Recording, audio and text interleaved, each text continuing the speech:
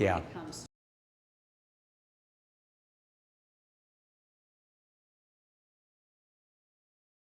I think what's changed is Charlottesville was shocking. It was shocking that, you know, a local guy like a Jason Kessler would call this Unite the Right rally, and it was shocking that people from out of state would come in and intending. He's a local guy, but most of the people arrested for violence that day were out-of-staters who came in to bring their hatred and bigotry, and that was shocking. And what I see that has changed a good bit in Virginia, Margaret, is people standing up and saying, we're not going to let our state be defined this way. Energetic activism. It was seen most directly in the Virginia elections. In November of 2017, we elected a statewide ticket, including the second African-American elected to statewide office, Justin Fairfax.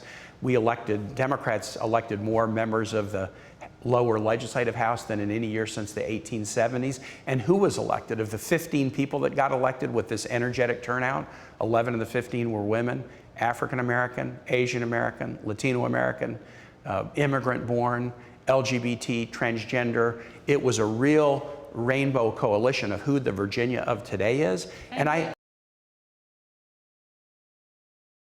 They're countering what you're describing. Yeah, it is, but again, look who won last year. It wasn't in the most recent elections we had, it wasn't the people who want to secede or go backwards who were winning elections. They can run.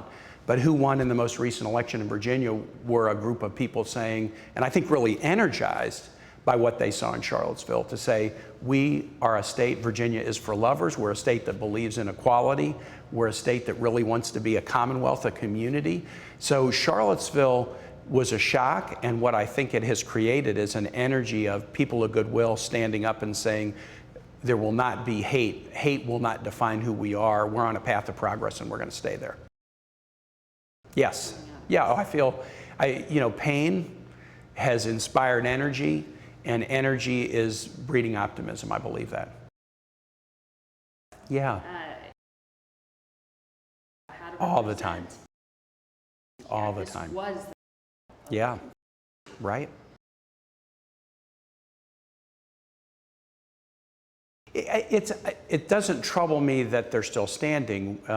It means we have to always be in dialogue about our history and the right way to represent them. So just, talking about, we have to be in dialogue about how we portray who Richmond has been, is, and will be.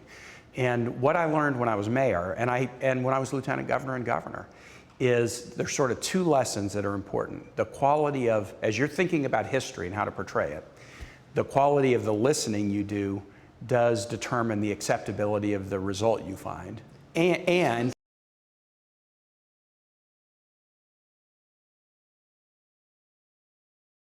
that was not it, Margaret. I want to challenge you on that.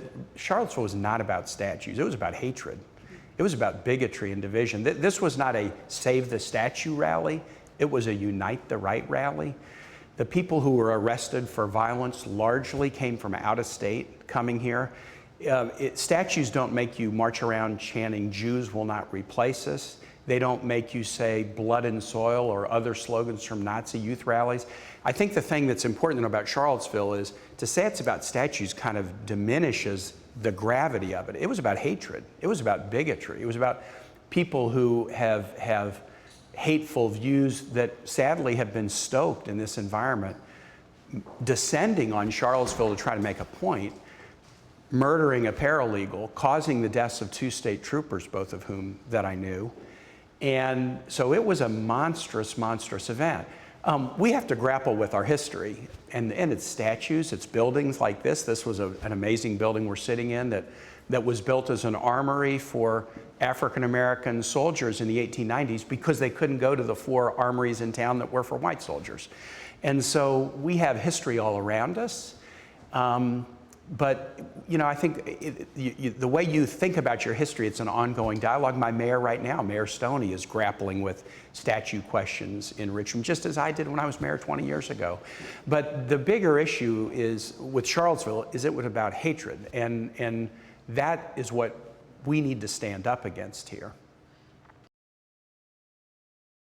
Yeah. But when we spoke to the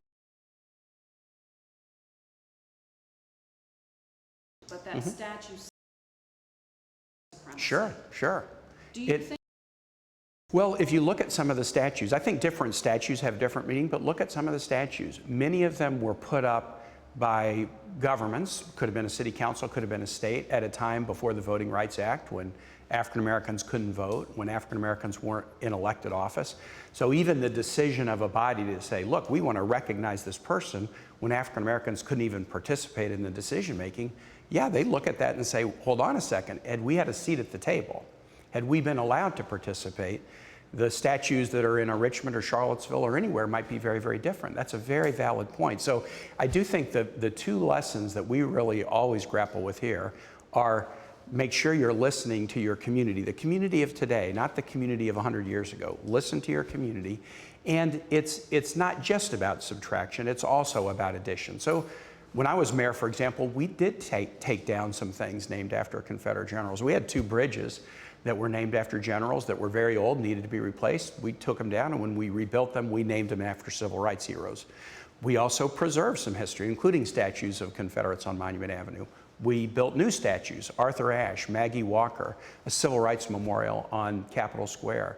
We reclaimed parts of our history, like this armory that was shuttered and closed and now is reopened as a Black History Museum. So it's kind of an all-encompassing proposition of taking some things down and adding things and renaming things, taking advantage of opportunities. If you have a building like a court building that's just called the Family Court Building, why not name it the Oliver Hill Court Building to honor prominent civil rights lawyers? So officials, I think, Mayor Charlottesville is grappling with this in a good way. My mayor in Richmond now is grappling with it.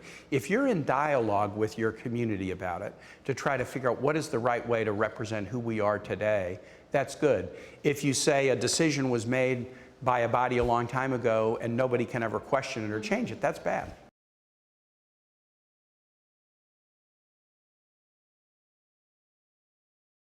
Well, I say let the decision makers decide. I mean, again, I think the mayor and the city council in Charlottesville or Richmond should be able to listen to their community and make those decisions. And I wouldn't presume to tell everybody what the right decision is. I think, you know, I mean, one of the things we did once when I was mayor is we built a big flood wall along the James River, and there was an issue about, the word came out, we were going to put murals on the flood wall because gray concrete's not that nice. We were going to put all these murals about the city's history printed on fabric. And one of the murals had a representation of Robert E. Lee on it.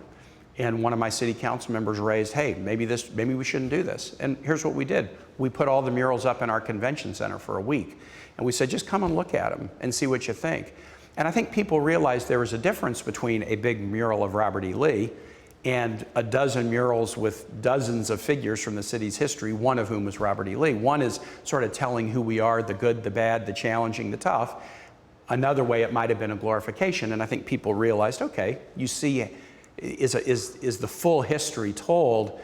People felt more comfortable with it. And I think that is what so many of our cities in the South generally have to focus on. Are we telling our full history, or is there just a glorification of a particular part of our history? And that's why the addition thing, I think, is such an important element, not the only element, but it's a really important element to this. Here's what I think. You know, the rule in the Capitol is every state gets 2 statues in Statuary Hall. Virginia has George Washington and Robert E. Lee. Here are the rules about how the statues get in. Each state gets to pick 2. You get to pick your own statue. The Capitol architect has to approve the design. And here's an important rule. And you can't change out a statue unless it's been there at least 10 years. So the idea was that it wouldn't always be fixed in time. That a state over the course of its history might decide we'll recognize this person for a while and this person for another time. I think the Lee statue was put in by Virginia in around 1908.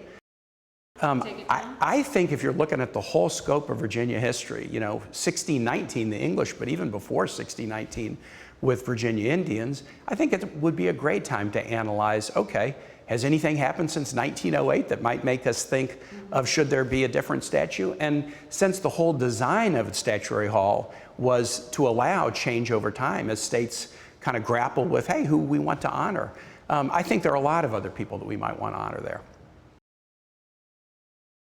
I think, yeah, and the legislature has to make that call, but I think that would be very appropriate.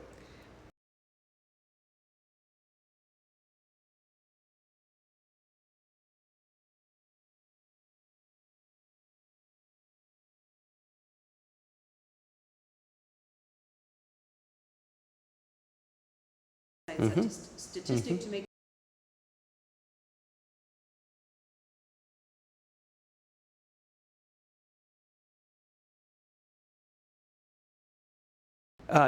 No, I think he's been a failure. The unemployment rate is low generally. That's good. It was coming down when he took office. That's good. So I give him that. He doesn't get all the credit for it because it was coming down significantly when he took office. But how about gaps in income? They are significant. How about gaps in wealth? They are significant.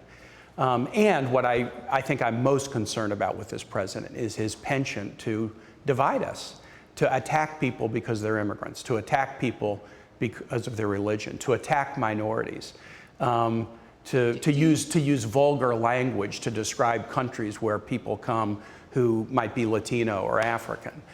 There is a concerted effort that he has been engaged in to divide people, including dividing them based on race.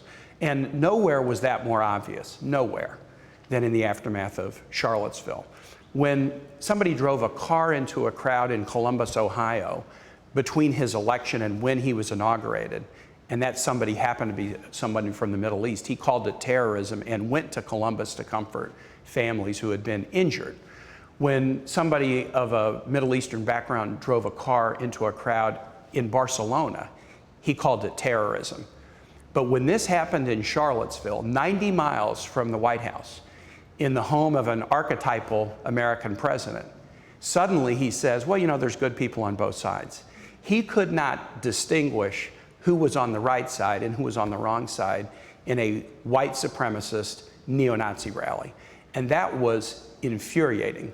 Virginians really saw that for what it was, because a state that's been scarred like we have, with the divisions of racism and hatred and slavery in the past, when we have a president who can't call it out, it was outrageous. And so, no, I think he has stoked division. I think he has stoked these fears of hatred. He didn't create them. The people who came to Charlottesville to demonstrate their hatred, they, I'm sure, had those emotions before there was a President Trump. But he's stoking it. And I think that's very, very damning that he does that. I don't know him. I do not know him. I have no idea about who he is as a person. So whether it's a sincere feeling or whether he thinks it gets him some political edge or gain, I don't know the answer, but I don't know which of those two is worse. If it's not your view, but you do it to try to get a political edge and you try to stoke division, in some ways that's every bit as morally bad as holding views that are bigoted or racist. Did you hear?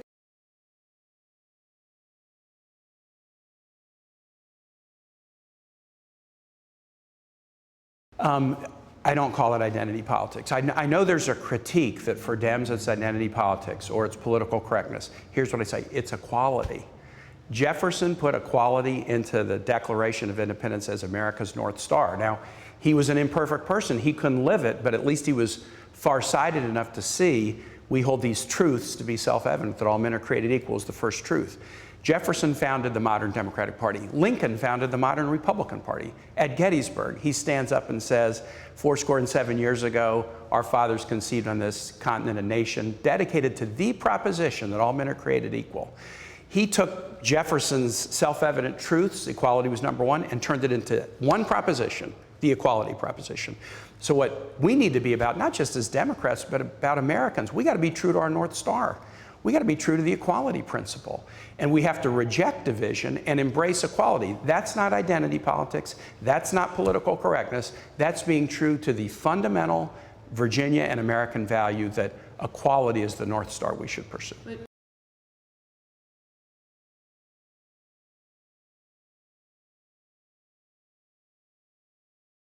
Issues of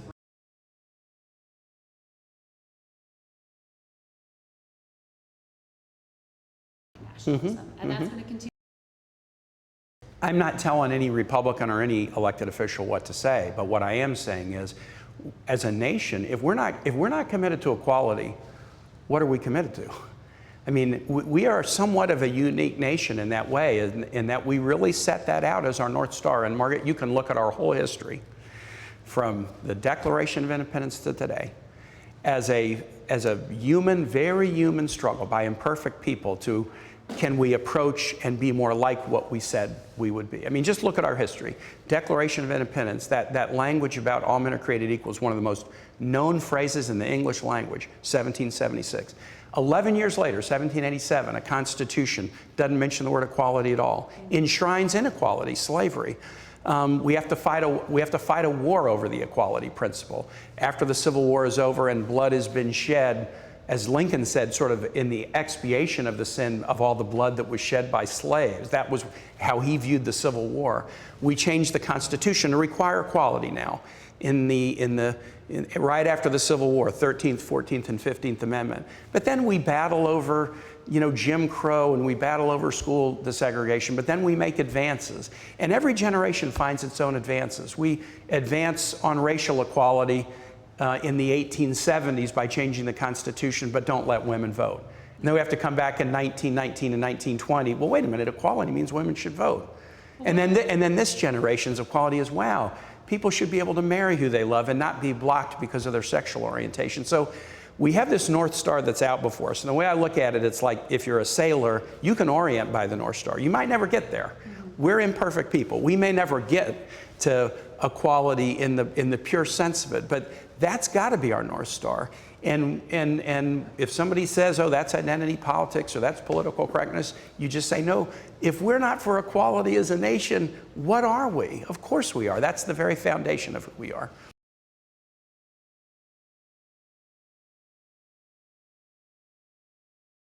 There are deep, deep challenges. Does it extend to?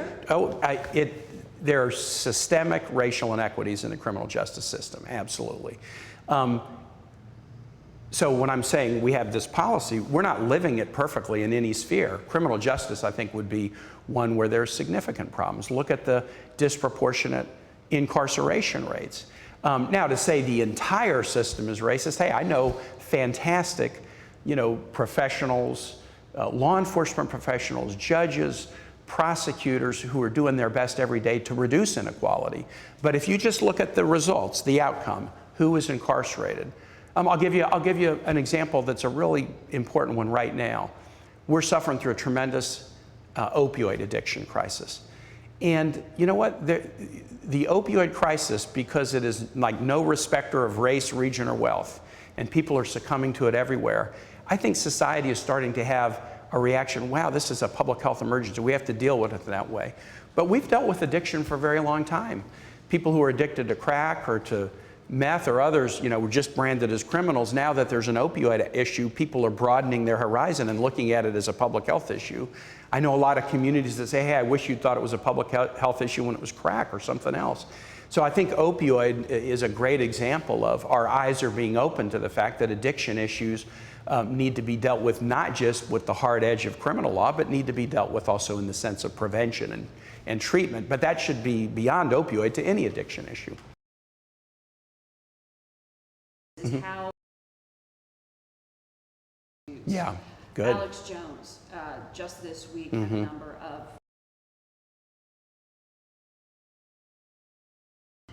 one of the Yeah.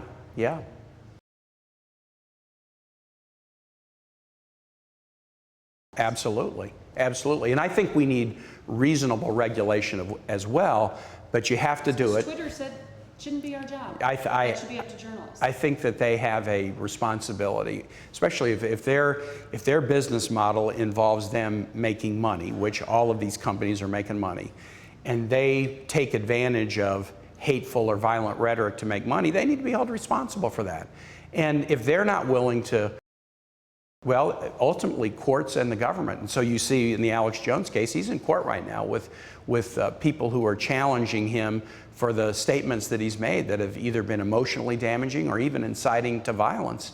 And so a court system You ought to have appropriate regulation. But I think that burden, of course, has to fall on the shoulders of companies. I don't think they can just make money off this kind of stuff and then say, oh, we don't have any responsibility to police it. That's an outrageous abdication of responsibility.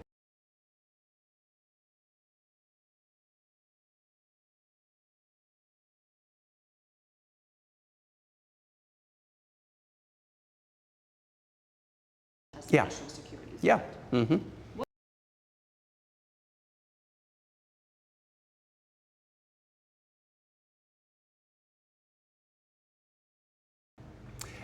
Yeah, but he really doesn't. He uses vulgar language. I don't want to repeat it. I don't want to repeat it on your show. He used vulgar language to describe certain countries. And the countries he was talking about are countries like Honduras, where I worked as a missionary, or Haiti, where my campaign manager's parents came from. That vulgar language tells you what's really in his heart. He uses unfair stereotypes. Mexicans are rapists and criminals. I mean, give me a break. He will suggest that everybody who comes to the border is a member of MS-13. Give me a break. I mean, the statistics show that that's not true. So when somebody perpetuates a stereotype that's false, you have to ask, why are they doing that? And I think he is stoking division, and it's against folks from third world countries, folks whose skin color are different than his, folks whose religion he doesn't approve of. What we need. Yeah, but the Supreme Court also chastened his language in describing it. Justice Kennedy and others said, hey, look, this language is really inappropriate. They upheld version 3 after version 1 was struck down. After version 2 was struck down, they finally did a version that could limp across the finish line in the Supreme Court by a 5-4 vote. But even in that approval, the court called out the president's language. I mean, look, the burden that's on the shoulder of any of us in leadership now is to try to pull this country together, not divide people. I've been kind of obsessed with the Pledge of Allegiance recently. I guess maybe because the last 2 words in it, for all. We have our kids say this pledge every day to a flag. And Francis Bellamy was the minister who wrote it in the 1890s. And he kind of was about a social movement. Write a pledge, have kids say it every day in every classroom, in every school, all across the country, and have a flag on the wall that they would say it to. And he could have had the pledge in, one nation under God. That was added in the 1950s, indivisible, with liberty and justice, period. And that would have been a good pledge. But it was so much better when he added the 2 words at the end, with liberty and justice for all, because that really expresses who we are. And what I challenge the president on is I don't think he's behaving like a for all guy. He is behaving in a way that divides people from one another. And we got to have leaders at all levels who stand up and make plain that we are a for all nation, a for all commonwealth. Yeah, well, no surprise. Yeah. Who says he wants to. Mm-hmm. Well, it says that there is a clear choice for Virginians. He wants to protect Confederate monuments. Well, no, he said that he also said that that Virginia was right to secede in 1861. Here's what I think. When I talk to Virginians, they're interested in 2018. They're much more interested in 2018 than they are in 1861. So I'm interested very much in not take anything back, going back. I've seen what back looks like, and I want to go forward. And I think that's what the election is about. Are we going forward? Are we going forward together? Or are we going backward to a more divisive time? And I think that's what is going to end up, that's going to be the main question in my race. And yeah, the president is on the side of the guy who wants to go back, but I'm on the side of people who want to go forward. And I think Virginians want to go forward.